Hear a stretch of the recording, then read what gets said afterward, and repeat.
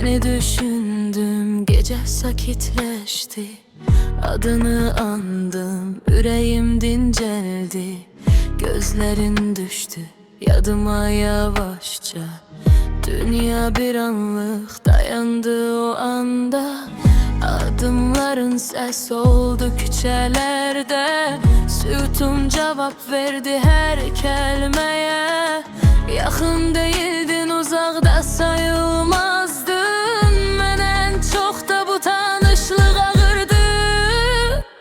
Sen benim sükutumda kalan sesim, danışmasam da beni anlayan hissim. Adın yüreğimde sakit bir yerdi.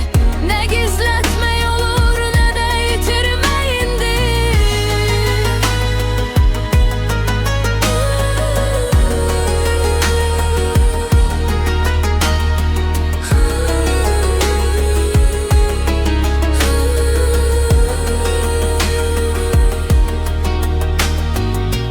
Bir bakışın yeterdi susmağa. Bir gülüşün sebepti dayanmağa. Sen bilmeden ben seni sakladım.